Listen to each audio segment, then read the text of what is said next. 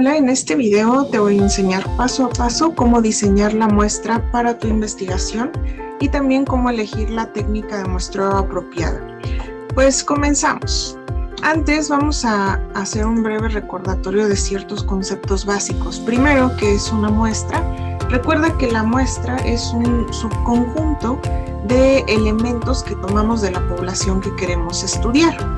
Esos elementos se llaman unidades de análisis, son los casos que vamos a elegir, por ejemplo, nuestros participantes, y pues esto lo hacemos con el objetivo de poder generar los resultados a una población, porque pues estudiar una población resulta caro, costoso y a veces muy lento y quizá en algunas ocasiones es imposible de realizar. Entonces, con estos conceptos básicos comenzamos con el primer paso. Lo primero que tienes que hacer es definir la unidad de análisis que vas a estudiar. Las unidades de análisis son los elementos de tu muestra o igual los elementos de la población, son aquellos a los que vas a elegir.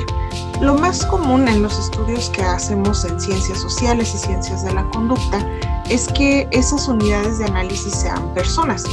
Pero también pueden ser otras cosas, animales, objetos, organizaciones, hogares, comunidades, en fin, muchísimas cosas más que tú quieras estudiar. Sin embargo, no es suficiente con decir que queremos estudiar personas. Hay que ser más específicos. Por ejemplo, mi unidad de análisis pueden ser pacientes con cáncer de mama, podrían ser estudiantes universitarios de la Ciudad de México, en fin. Hay que ser un poco más específicos cuando lo definamos. Ahora, el siguiente paso consiste en detallar todavía más a esta unidad de análisis. Y eso significa que tenemos que especificar ciertos criterios o características de estas unidades. Esas características se llaman criterios de inclusión. Son los aspectos que nuestros participantes deben de tener para poder ser parte de nuestra muestra. Y de la mano están los criterios de exclusión. Estos son los criterios que los participantes no deben de tener en nuestra muestra. Sin embargo, hay aquí un punto muy importante que tenemos que aclarar. Los criterios de exclusión no son antónimos de los criterios de inclusión. Más bien se trata de aquellos participantes que sí cumplieron con los criterios de inclusión, pero que podrían tener otras características que afectarían mis resultados. Entonces, si las tienen, yo tendría que excluirlos. Y por último, debemos de definir los criterios de eliminación. Estos criterios son los que vamos a establecer cuando nuestros participantes ya fueron elegidos para la muestra con estos criterios de inclusión y exclusión, pero ya una vez que estén dentro de la muestra o sean parte del estudio, ciertas características impedirían que los agreguemos al análisis. Vamos a ver un ejemplo para que esto quede más claro, con los tres tipos de criterio. Bueno, los criterios de inclusión podrían ser adolescentes, ese sería un criterio, que cursen la secundaria, o sea que estén estudiando el nivel de secundaria, en escuelas públicas de la Ciudad de México. Son tres criterios de inclusión, bueno, cuatro si se dan cuenta: adolescentes de secundaria, estudiantes, secundarias públicas y además de la Ciudad de México. Si estos adolescentes tienen todas estas características, entonces pueden ser parte de mi muestra. Pero un criterio de exclusión podría ser que tengan 16 años o más. Por ejemplo, estudiantes que siguen cursando la secundaria por X o Y razón y por tener esta edad pues más elevada de lo que yo quiero estudiar, no deberían de ser parte de mi muestra. Podría ser. Y los criterios de eliminación son cuando ya elegí, o sea, imagínense que ya tengo mi muestra, que son adolescentes con estas características y nadie de 16 años o más, pero en esa muestra, ya cuando estoy levantando datos, uno de esos estudiantes es suspendido durante el transcurso de mi investigación. Si es suspendido, quizá yo estoy haciendo una intervención y pues este estudiante ya no sería parte de esa intervención. Entonces, que lo suspendan sería un criterio de eliminación para mi estudio. Todo esto lo planeamos antes de ejecutar nuestra investigación. Entonces piensa para la tuya qué criterios necesitas determinar de antemano. Piensa en esas variables que podrían afectar o limitar tus resultados en caso de que los participantes los presenten o no. Muy bien, ahora el tercer paso, y este es algo complicado pero muy importante para la investigación cuantitativa, y es el tamaño de la muestra. Esto significa el número de elementos que necesito para lograr mis propósitos de investigación, el número de elementos o de unidades de análisis. ¿Cómo elijo un tamaño de la muestra? En realidad esto depende de muchísimas cosas, del tipo de investigación que estoy haciendo, de la técnica de muestreo que quiero emplear, de los análisis estadísticos que haré, de las técnicas de recolección de datos, en fin, tenemos que tomar muchísimas cosas en cuenta. Una recomendación que yo les hago ahorita que están empezando a diseñar investigaciones es que lean investigaciones similares a lo que ustedes quieren hacer.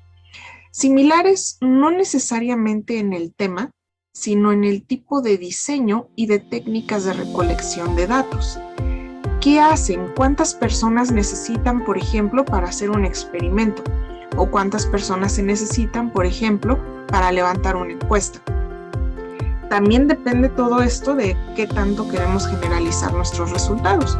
No es lo mismo querer investigar solamente una institución que querer generalizar los resultados a todo el país. Obviamente, para el segundo caso necesitaremos una muestra mucho más grande. También hay que considerar los posibles casos perdidos. Esto significa que durante el transcurso de la investigación podríamos recolectar datos que a la mera hora sean inválidos. Esos se llaman casos perdidos, que ya no valen por X o Y razón. Los debemos de contemplar y son casos de reemplazo, es como le llamamos. Por ejemplo, si yo decido que mi muestra final sea de 350 personas, pues podría elegir también que haya 50 casos para reemplazos y mi muestra final sería de 400 personas. Bueno, ¿y cómo eligen ese tamaño de la muestra? Lo más sencillo y por donde pueden comenzar es dependiendo de su diseño de investigación. Si ustedes planean hacer una investigación experimental, el mínimo es de 15 personas por grupo. Entonces, si tengo dos grupos, control y experimental, mínimo debería de tener a 30 personas en mi investigación. Ese mínimo sin contar a los reemplazos aún. Ahora, si hiciera una investigación transversal por encuesta, por ejemplo, pues el mínimo es tener a 100 personas por estrato o grupo, aunque esto depende mucho del tipo de análisis estadístico que queramos hacer. ¿Por qué? Porque hay tipos de análisis, por ejemplo, los análisis de la estadística paramétrica, que están basados en el teorema del límite central. Este nos dice que mientras más casos tenemos para nuestros datos, más se van a asemejar a una distribución normal, es decir, con forma de campana, o sea, se hace una curva como campana. Esto pues es muy importante si los análisis que queremos hacer son paramétricos, y esta estadística es la más recomendable porque es también la más poderosa.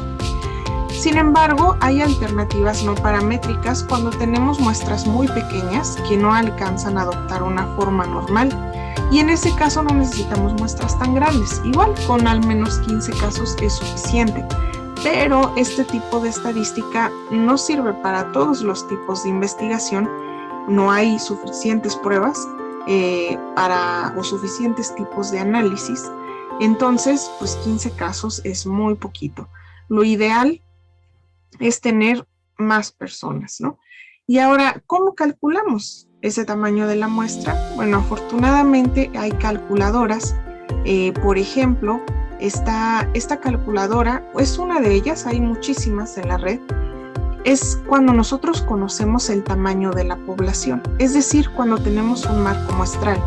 Que esto es difícil, es raro que suceda, pero si fuera así, pueden calcular exactamente cuántos elementos necesitan para que su muestra sea representativa. Lo más común es que hagamos investigación cuando no conocemos el marco muestral y entonces debemos hacer un cálculo que va a depender de las pruebas estadísticas que vamos a usar.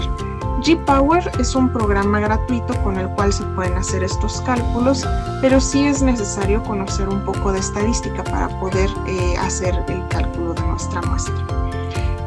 Ahora vamos con el siguiente paso, que es el paso 4. Es elegir nuestro tipo de muestreo, es decir, la técnica que vamos a usar para recolectar los datos.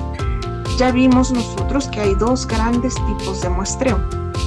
Primero están los muestreos probabilísticos. Esto es sinónimo de aleatorio.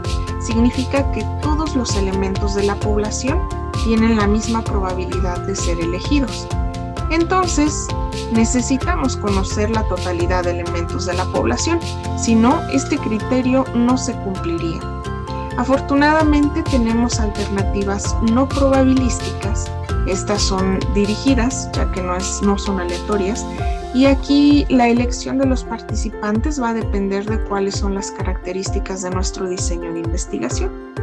A manera de recordatorio, los muestreos probabilísticos que hemos visto son el aleatorio simple, estratificado, por conglomerados y sistemático. Y los muestreos no aleatorios que hemos visto son accidental, intencional, de bola de nieve y por cuotas. Elige aquel que tú creas que es el que mejor se va a adecuar a tu investigación. También puedes hacer muestreos bietápicos o multietápicos, es decir, con varias etapas. Esto significa que en cada etapa puedes elegir un tipo distinto de muestreo, dependiendo de tus objetivos. Aquí lo que importa es la creatividad y que asegures que la muestra sea lo más representativa posible. Ahora sí, ya que diseñaste todo eso, es momento de pensar en las consideraciones éticas, y son todas las que vamos a mencionar. Primero, ¿vas a garantizar confidencialidad o anonimato? La diferencia es que cuando la investigación es anónima, ni siquiera los investigadores saben cuál es la identidad de las personas que están participando. En cambio, si les pides datos que son sensibles, datos personales, como el nombre, el teléfono, el correo, su firma, entre muchos otros, tienes que garantizarles confidencialidad, es decir, que nadie más que los investigadores van a tener acceso a su información o van a poder identificar a los participantes.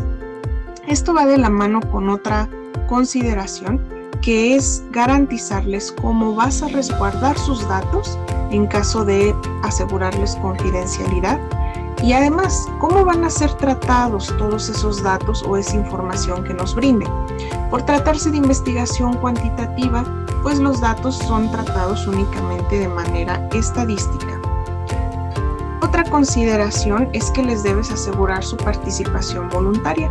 Esto quiere decir que no reciben ningún tipo de coerción o de chantaje, por decirlo así, a cambio de su participación, y que se pueden retirar en el momento que lo decidan y dejar de participar sin dar explicaciones. Otra cosa muy importante es que su participación debe de ser informada.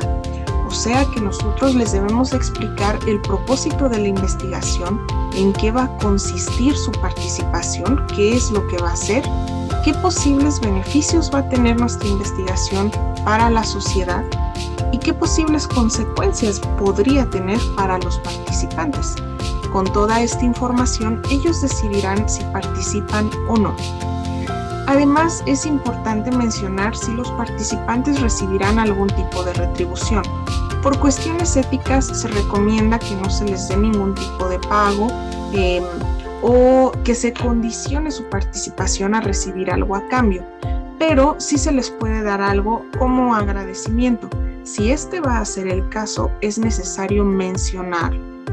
Y muy bien, pues estos son todos los pasos para que planees y diseñes tu muestra y tu estrategia de muestreo.